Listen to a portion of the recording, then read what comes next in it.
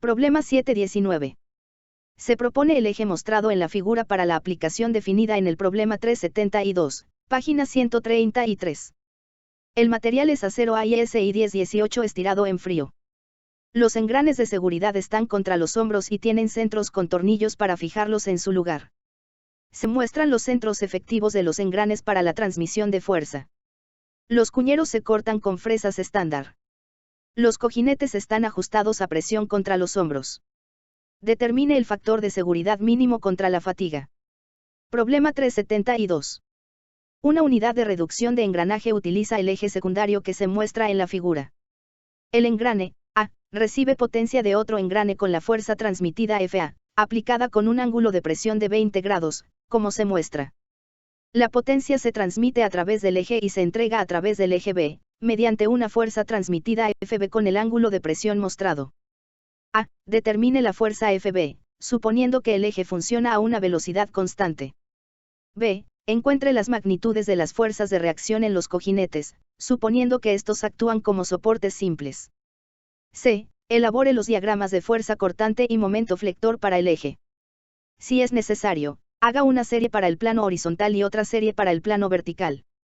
Para el cálculo del factor de seguridad de esta flecha, no se requiere analizar todo el elemento, solo puntos o ubicaciones críticos del eje. Las ubicaciones críticas son aquellas donde se encuentran momentos de flexión altos, la sección transversal es pequeña, están presentes factores de concentración de esfuerzos y existe torque. Dado que el criterio para localizar ubicaciones críticas son momentos de flexión altos, entonces se requiere un diagrama de esfuerzos cortantes para poder generar diagramas de momentos flexionantes en dos planos. Esto debido a la forma en que se aplican las dos fuerzas, Fa y Fb. De acuerdo a la dirección de aplicación de las fuerzas, la componente FAZ se obtiene al multiplicar el valor de la fuerza Fa, por el seno de 20 grados. Calculando el valor de FAZ, tenemos que es igual a 102.6060 libras. La componente vertical FAY, se obtiene al multiplicar la fuerza Fa, por el coseno de 20 grados. Su valor numérico es de 281.9078 libras. Al establecer una suma de torques aplicado a la flecha, se encuentra que la fuerza Fb tiene un valor de 750 libras. Con este valor, se procede a calcular las componentes en direcciones Z y Y de esta fuerza. Por lo tanto, FBZ se encuentra a Fb, multiplicando a coseno de 20 grados. Su valor es de 704.7695 libras. La componente en Y es Fb, por seno de 20 grados, lo que nos proporciona un valor de 256.5151 libras. El cálculo del torque se encuentra observando que la componente de la fuerza en A, en dirección Z, su línea de acción pasa por el eje, por lo que no genera torque. La componente vertical de la fuerza Fa, produce un torque multiplicando esta componente por el radio del engrane A. Por lo tanto, Fa, por coseno de 20 grados, produce la componente vertical, multiplicado por el radio del engrane A, proporciona el torque aplicado a la flecha. En la parte superior izquierda de la pantalla se observa esta operación. El valor calculado del torque es de 2819.0779 libras pulgada.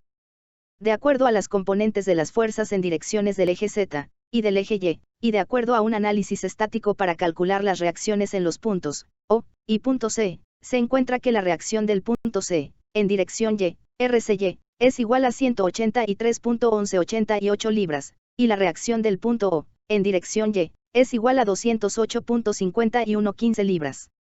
Estas reacciones actúan sobre el plano XY. De la misma manera, en el plano XZ, y de acuerdo a un análisis estático, se encuentra que RCZ, equivale a 861.4772 libras. El valor de la reacción ROZ, es de 259.3132 libras.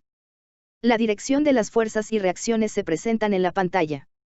Con el valor de estas reacciones y, de acuerdo a un diagrama de cortante para cada plano, se genera un diagrama de momentos de flexión.